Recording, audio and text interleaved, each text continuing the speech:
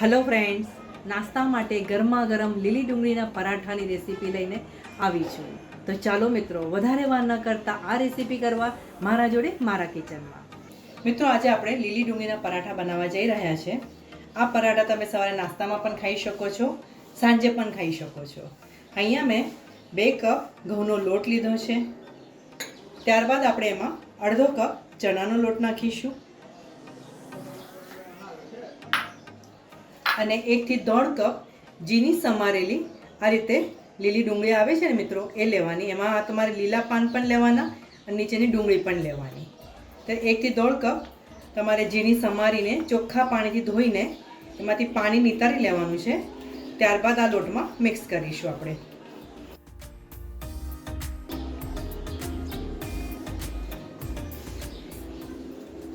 હવે આપણે એમાં 1/2 ટીસ્પૂન હળદર નાખીશું, 1 થી 1.5 ટીસ્પૂન ધાણા જીરું, 1.5 થી 2 ટીસ્પૂન ગરમ મસાલો નાખીશું, 1 ટીસ્પૂન સફેદ તલ, સ્વાદ પ્રમાણે મીઠું,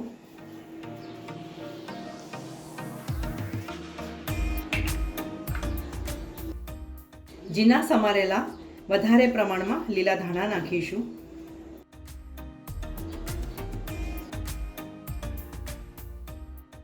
અડધો કપ દહીં નાખવાનું છે.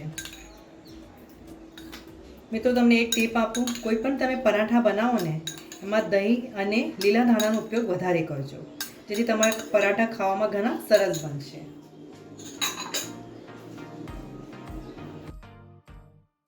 દહીં અને મસાલા નાખ્યા બાદ આપણે સારી રીતે મિક્સ કરીશું અને જરૂર લાગે એ પ્રમાણે તમારે પાણી નાખવાનું છે. મિત્રો, આપણું પરાઠા માટેનું મિક્સર જો તમે જોઈ શકો છો, આ રીતે તૈયાર થયું છે. થોડું પાણી જોઈશે આમાં. હવે આપણે એમાં ધીરે ધીરે થોડું પાણી નાખીશું.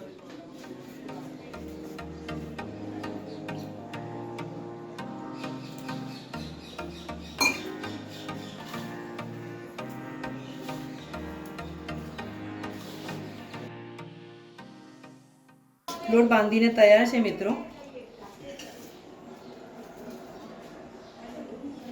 હવે થોડું તેલ નાખીને આપણે આ લોટને એક સરખું કરી લેવાનું છે.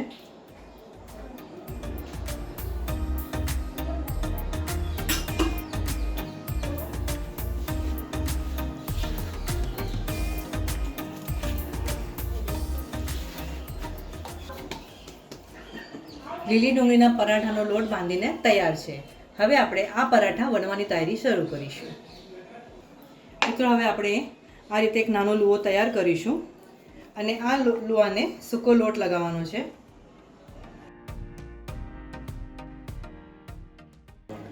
હવે આપણે એમાંથી પરાઠા બનાવીશું.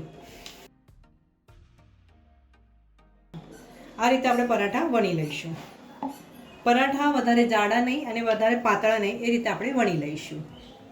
તવો ગરમ થયા બાદ વણેલા પરાઠાને આપણે એના ઉપર આ રીતે મૂકીશું. નીચેની બાજુ શેકાયા બાદ પરાઠાને આપણે પલટાવી દઈશું.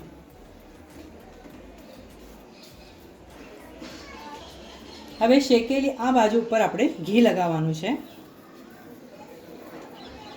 તમે તેલનો ઉપયોગ પણ કરી શકો છો, પણ ઘીના પરાઠા ખાવામાં ઘણા સારા લાગે છે અને હેલ્ધી પણ હોય છે.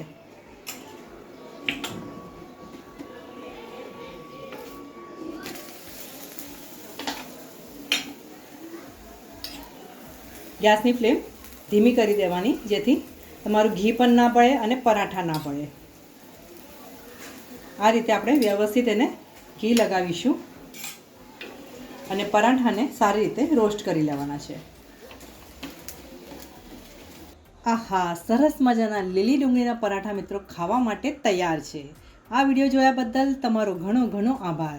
આવતા વિડીયોમાં આવી સરસ મજાની રેસીપી સાથે ફરીથી મળીશું.